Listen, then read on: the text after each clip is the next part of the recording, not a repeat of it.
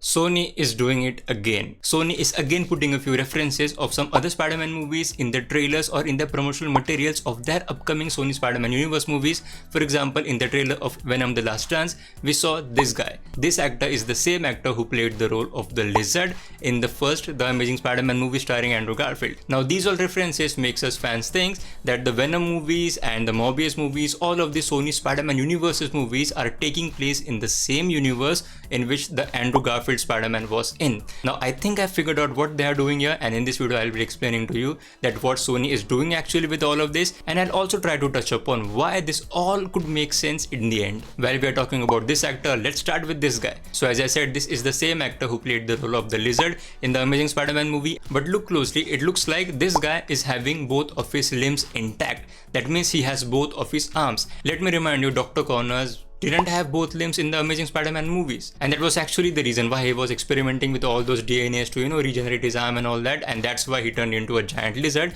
But the point I'm trying to make here is, when we see this guy in the trailer of Venom: The Last Dance, the first thing that comes to our mind is that this movie takes place in the same universe of the Andrew Garfield Spider-Man's universe. But let me tell you, he is not at all the same lizard guy. At least he is not the same lizard guy which we saw in the Amazing Spider-Man movie, and the reason is pretty simple: because of both of his limbs. He has both of his arms intact in this scene, and the second reason is he doesn't look like a doctor, frankly. Let me remind you, because of the rules of the multiverse and all, we can assume that one actor can play some different roles in some different universes. So we can say that this lizard actor is playing a completely different character in this Venom movie. But now the question is, why did Sony cast the same actor who played the role of the Lizard in the Amazing Spider-Man movie to play a role in the Venom: The Last Dance movie? The answer is pretty simple: to just get many eyeballs on them, to make us think, to make us fans think that both of these Venom movies and the Andrew Garfield Spider-Man movie take place in the same universe. Now that could be it. Sony might just be pulling off a marketing gig which actually makes people think this, that both of these movies are taking place in the same universe.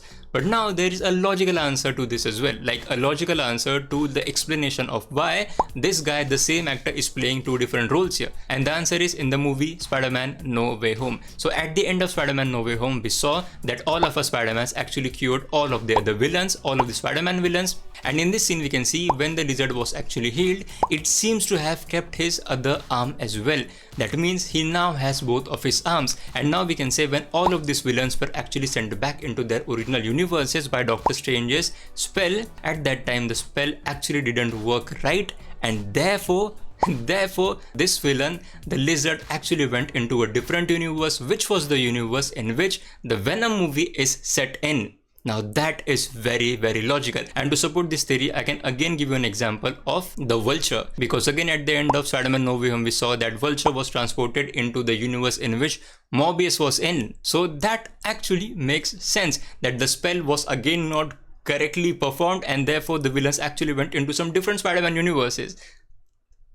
That makes sense, right? And this could be the actual reason why this guy actually has both of his arms and why he doesn't look like a doctor anymore, because in this universe he's not a doctor. So this was just one of the references that we saw in the Venom: The Last Dance trailer, and the second big talking point from the trailer was this scene, and I've actually made a video explaining why this scene could be justifiable in the Venom: The Last Dance movie. You can check that video out here. But now let me tell you, there is a big possibility of the Andrew Garfield Spider-Man actually appearing in the Venom: The Last Dance movie, and this is coming out from some industry insiders, and I'm actually going to make a detailed video on this one tomorrow, so please come back for that as well, and I guarantee you that video is going to be very exciting. And as always, thank you so much for watching.